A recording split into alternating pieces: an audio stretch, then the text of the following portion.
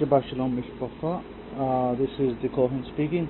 It's a little bit noisy over here because I've got a generator going at the back because there's no electricity where I am right now. It's slightly out. So the Parsha here is Parsha Shoftim, which is Judges, and it starts from the book of Deuteronomy chapter 16 verse 18, where it says that you will make judges and officers in all your gates, which Hashem your power gives you throughout your tribes, and they shall judge the people with righteous judgment. Now, it's important to understand that in order to enact a judgment, there has to be a law, and the law has to be established. And if there is no law, and if it's not established, then how can you make a judgment? It's not possible to make a judgment without any laws. So therefore, it's absolutely critical that there is a standing order that the judges can use, and even the judge's appointment is dependent on that order. It's like America. You have the document of Constitution, the rights of all Americans. Now that was put down by the forefathers of America, and the whole idea was so that the people may have fair judgment in the future, and no one can just come around and just change anything and take away people's rights. For instance, like taking guns away from people. They can't do that in America. They can't just remove guns from people because it's enshrined in the rights. So the founding fathers made sure certain rights were enshrined in law and would never be able to change those. So here again with the Torah, we have many laws that are enshrined that they can never be changed. Now, I had somebody, Rabbi Kifa, we had a discussion with Rabbi Kifa saying that some of the laws of the Torah, he felt that their source possibly could be coming from somewhere else, some past, and we had a chat about that, and I said to Kifa that that is absolutely not true, because the laws of the Torah, they may have similarities, but they definitely got nothing to do with the past, because the laws that we worship or we enshrine in our Torah and the ones that we follow are so tightly knit that if you go back to the Code of Hammurabi, which is around the era of 1600 to 1800 BCE, and even before that, if you go back to another code or law of a female goddess called Ma'at, and that goes back to about 2600 BCE. Look, there may be similarities, and people may try to think that, did it come from 2600 BCE or did it come from 1800 BCE? The answer is neither. And when people say, look at facts, no, there is no facts. Let's get this straight. In the world that we live, there is no facts. There are only statements. And those statements of majority of the people are constantly changing and evolving. So science may tell you something today, and 5 years later the same science will tell you, sorry, that we were wrong. It's actually the data we got now says otherwise, so it's changed. So therefore there is no such thing as facts. Look, facts is an illusion. Free will is an illusion. Facts is an illusion. Doesn't matter how clever you might be and thinking to yourself, these laws came from somewhere else, or what about if the flood stories existed in other cultures? Sure, they can exist in Chinese culture, they can exist in the Japanese culture. It makes absolutely no difference. It's our story. They can architect the story whichever way they like. That doesn't mean the story came from them. Story is ours, it stays ours. Now, here is the other interesting part that I want to make sure that you understand.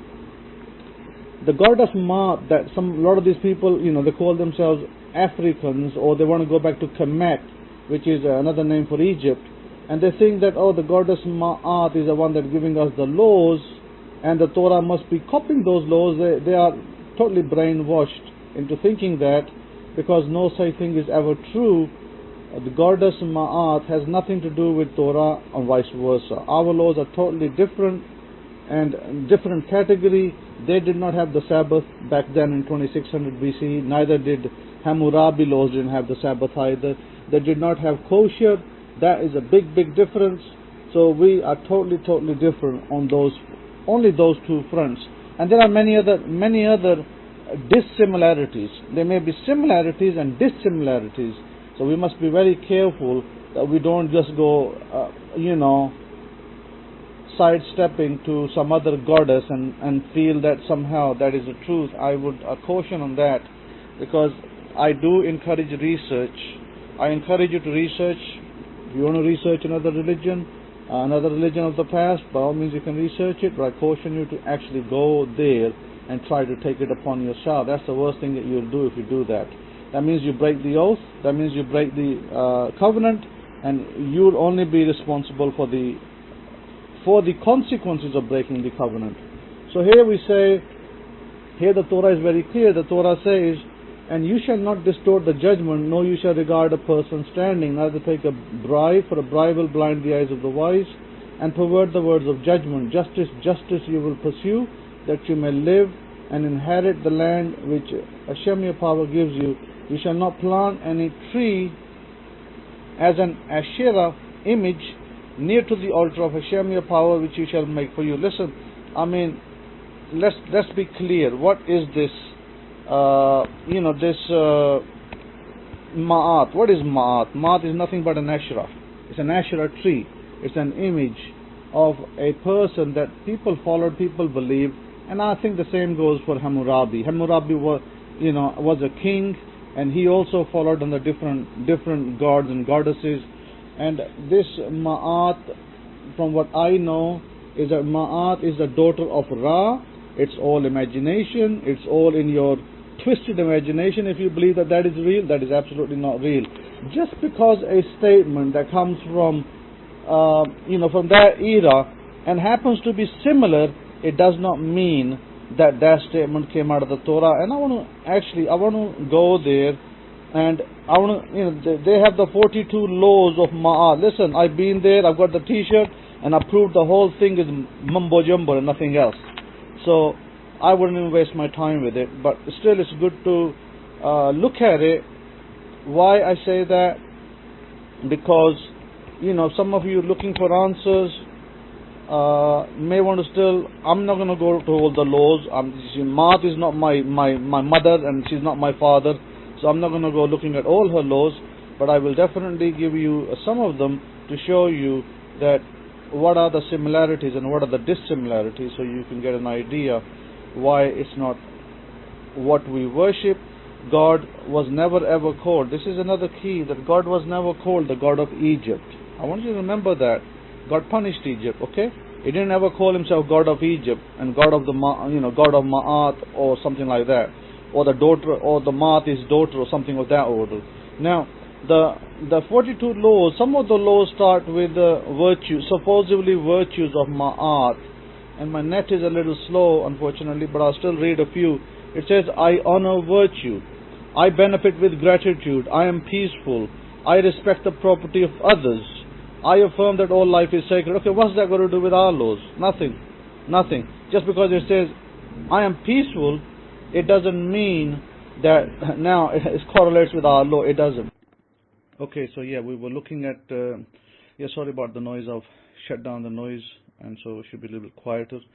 So what we were looking at is these 42 laws of Ma'at, and I said that one of the laws, mark number 3, was I am peaceful. Okay, nothing to do with our Torah. What's that got to do with our Torah? Nothing whatsoever. And then it says, I respect the property of others. What's that got to do with our Torah? Nothing whatsoever. Because the Torah does not say to you, respect the property of others. It's absolutely, totally hogwash. The Torah actually tells you not to covet somebody's property. It's a totally different scenario. It may look similar, but it's actually totally dissimilar. It's nothing even like it. The Torah says that you shall not covet your neighbor's things. The Torah doesn't say you respect your neighbor's property. It doesn't say that. So, I mean, listen, if you're going to go down that path, right, and trying to convince me that some dude out there is going to tell you that, oh, well, just because Ma'at said so, therefore I believe it, I'm sorry, I don't follow fables, okay? I do not follow fables. I have personal experiences. I've lost family over this, personal experiences. real life experiences. I'm not going to go chasing after some feminine goddess, called Ma'ar, and I don't care has a feather in her head or something else, looking like a red Indian. So that's not me, by the way. I'm not fickle like that. So that's one of the things. So there's lots of other like I said, there may be other what people might call similarities or dissimilarities. So, it says, I have not stolen from God. But did God ever say to you that you stole from Him? No, it's not one of our laws. I have not told lies, okay? Thou shalt not lie is our law. Here it says, I have not told lies. Thou shalt not lie, by the way, is a much, much bigger context of telling a mistruth. Thou shalt not tell a lie, thou shalt not lie, and the law saying, I have not told lies, these are two different things. By the way, in the court of law, a judge or a lawyer could prove you wrong and say that a person lied or a person didn't lie based on the evidence that he has, based on the statement that an individual makes. So again, I'm not going to fall into this trap of, just because it says, I have not told lies, therefore it's the same law. It's not the same law, by the way. So be very careful of falling into these traps of these kind of statements. Then it says another law in here, which is let's look at number 17. I have not stolen anyone's land. Well, God told you not to covet somebody's property, land, wife, maids, children, money, cars, houses, whatever, okay? It's a much, much bigger context. When you just say, I have not stolen anyone's land, well, what's that got to do with it? Does it talk about somebody's wife, somebody's children, somebody's money? No, it doesn't. So therefore, that law is only related to one portion of an area of somebody's life. So then to contort a statement that, this law was taken from here and put in the Bible, I think that's, unfortunately, either you're very ignorant or, I feel sorry for you that you have chosen that line of reasoning, because that's not the good line of reasoning to use to prove or disprove a law. Now, I do understand and I do follow the fact that the Holy Book of Islam has per se laws that come directly out of the Torah, line by line. They don't change them. So if you said to me, the Holy Quran has the laws from the Torah, I'll say yes, they do, because they're line by line. Now, if you said to me that the New Testament has laws from the Torah, I'll say yes, because they are line by line. Sometimes they may be a little bit turned, sometimes there may be a little twist in there, but mostly they will be line by line. So we can take that reasoning. We can say, yes, the New Testament has laws that are line by line taken out of the Torah. That can be confirmed. But we cannot go back another 1,000 years, 1,000 years behind Torah. Torah is given about 1500 BCE. We can't go to 2500 or 2600 BC and say, the Torah laws are taken from there. I think that's not wise. Okay, be very careful and circumspect. I also told you that many times. I told you that this statement that this individual, this man who wrote the book, Eckhart Tolle, I think that's how his name is pronounced. Maybe I'm pronouncing it slightly wrong. It doesn't matter. He pushes people into believing that it's the now and now, and I told you there's no such thing. It's a false statement. So there is no such thing as now. So therefore, you got to be again very wise in who you listen to. And you've been told that many, many times. Who do you listen to? Will either make your life or it will break your life. So just be wise. Serve one master. Okay, you cannot serve two masters. We cannot serve two masters. So we got to serve one master. Now our master is only one in the heavens above, the Father in heaven. We do not have two masters, and we don't go running to a male and a female master. No doubt, the God that we serve, He has both characters of feminine and masculine within Him, but we don't necessarily divide Him into a female and a male. For us, we take the categories, we take the language of the Torah, the Hebrew, and we just use that to understand God and make our rules from there. Well, the rules are already in the Torah. We just read the rules and interpret them in the correct light. So here in chapter 17, it says that you shall not sacrifice to Hashem your power any bullock or sheep wherein there is a blemish.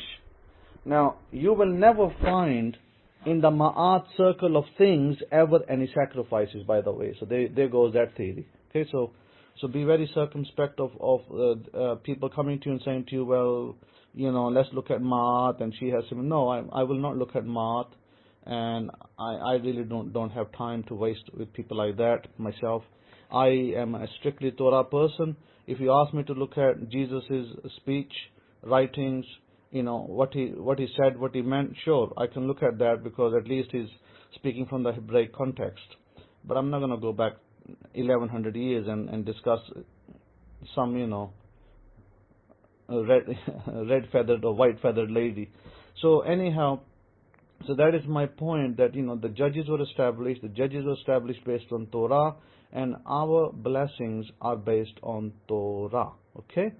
Now, let me caution you on breaking a covenant. When you break a covenant, and you might think it's okay, no problem, but actually it's a big problem, because you're actually forfeiting your life. God can take away your life if you break a covenant, and He can give if you have children, He will give the chance to your children to move on to the next generation. So again, this is why I say be very circumspect of what you think and what you do, because these are not